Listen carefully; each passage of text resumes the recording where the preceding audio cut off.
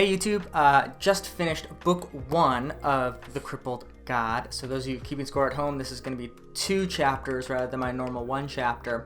I read chapter 3 and it was kind of a setup for the parlay, and so I thought I would keep reading chapter 4 where probably the parlay would happen. I was wrong. Chapter 4 is just more lead up to the parlay. And that brought me to the end of book 1, which sort of in reflection makes sense, as I think book 2 is going to be the big kickoff for the end.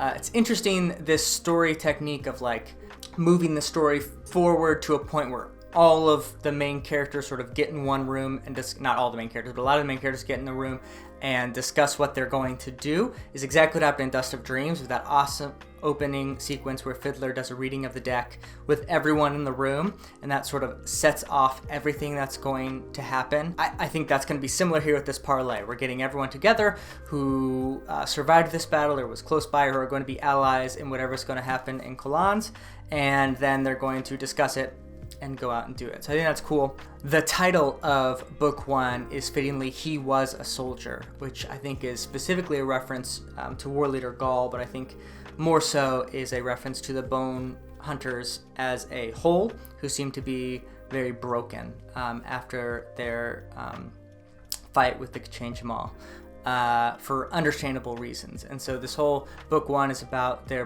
broken state, including the adjunct herself. And then we're going to pivot now to the next book, which is called All the Takers of My Days, which sounds like they're going to sort of pick themselves up, but then, you know, sort of slog forward with a new purpose that is, I'm sure, very terrifying when Adjunct 4 finally tells us what it is. We get a little bit more insight into this chapter, into the Forkal Assail, through the eyes of Khalith as she's talking to Stormy and Gesler. The Forkal Assail, interestingly, are the last of the founding races that we're getting a picture into, and like all of the other founding races, they have been either outdone or corrupted by the worst of humanity, which I think is Erickson making the metaphor literal, which is one of the best things that fantasy as a genre can do. So the 4 founding races, I'll go over them real quick. The Jagat, in the book 1, Gardens of the Moon, if you remember back to the other adjunct, Lorne, I mentioned this in my review of Gardens of the Moon. She references the Jagat tyrant race and says what made him different than the rest of the Jagat is he became like humanity in wanting to be masters of their own domain and enslave everything around them. So the worst of the Jagats and what sort of eventually brought them down, humanity, because we showed them terrible things to be. The Imas, their whole journey in Memories of Ice has been that they have been consumed by war and wanting to destroy those who come against them. And it turns into an unjust war against the Jagat. And again, they sort of learn that from the humans, and we have a perspective from, I think it's Onos Tulan, who says, well, we should have just attacked the humans. They were a bigger threat than the Jagat. And eventually, obviously, that kills them, and the Imas are a very big part of this whole story and still continue to be. Of course, the Kachanjamal we see are at the end of their rope because of civil wars amongst themselves. They destroy themselves as humans do. They just aren't as efficient at it, the victors, and that's a big part of the Dust of Dreams and Khalith's storyline as a whole. So it's interesting now we get the Forkal Assail, who have a different aspect in the sense of they view themselves as righteous warriors in a cause and bringing ill upon those who mistreat the land. And Khalith even says that her people do misuse the land. They poison it against those who would try to defeat them. And so in a way, Forkal Assail are kind of like the judgment against these people. But of course, their view of justice is very brutal. And they kill and they slaughter and they do these awful things, as Khalith mentions. And this is interesting. Literature is full of these kind of characters that view justice in a black and white way and don't have room for mercy, compassion, forgiveness. And this is a complicated issue to know where to stand, because in one sense, this whole series is about the evils of humanity, but also about the capacity for forgiveness. And so a fork will assail is kind of like this hard iron slicing through that and saying, no, if you do anything wrong, we will kill you. Again, across literature, there's these characters. In fantasy, Wheel of Time, character of Galad is like this. And the White Cloaks, right? They're so focused on justice in their perception that they do terrible things. Maybe a less extreme example is Javert in Les Miserables. We'll be ready for these schoolboys. They will wet themselves with blood. Anyway, his view of justice is such that he cannot see mercy, and that's opposed to the priest in the early scenes who does show mercy to Valjean. So it seems the fork will assail is sort of bringing this idea to a whole race.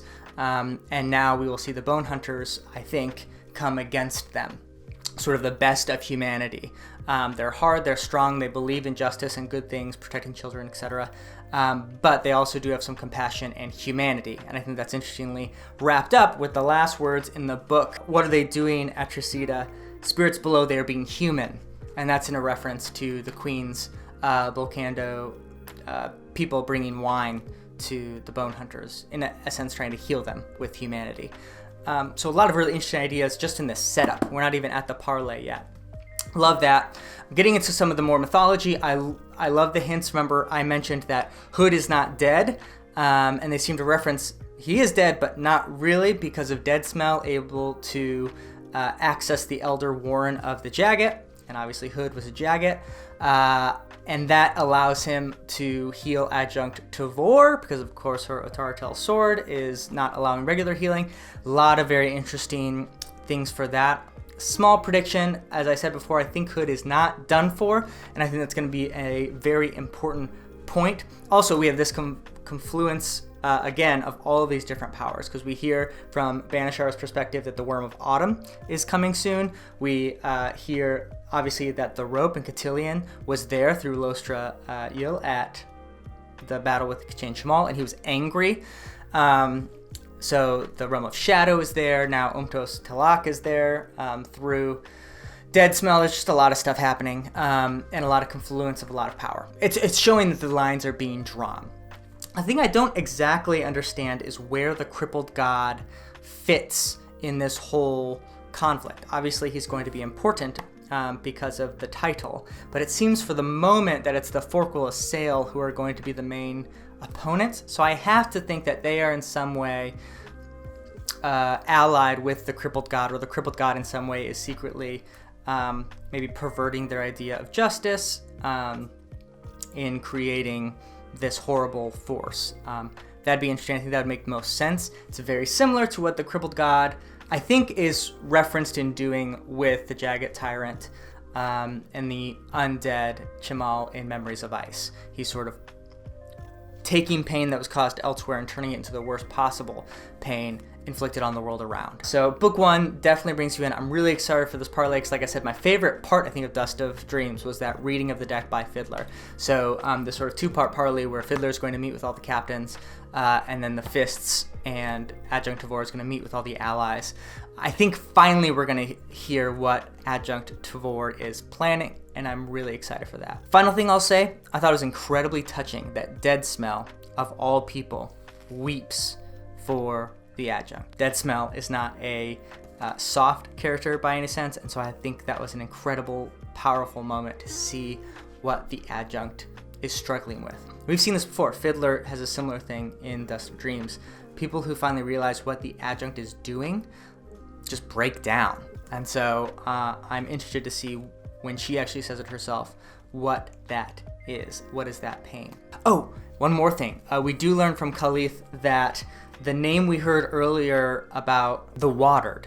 So we heard that term on the lips of Ganos Perrin before, whatever city he's besieging, and we heard that they might test him. We just don't know what any of that was. And so it seems to me that the hints that we learn with Khalith is that Ganos Perrin is on this continent of Lether. He's already in Kolans and is besieging their capital city, perhaps, especially because he mentions the Watered. As Khalith says, the Watered are like their basic warriors. So that's interesting because we didn't know where he was. Now I think that clue kind of lets us know where he is, which means, of course, he's going to meet with his sister soon, and I think be on the same side.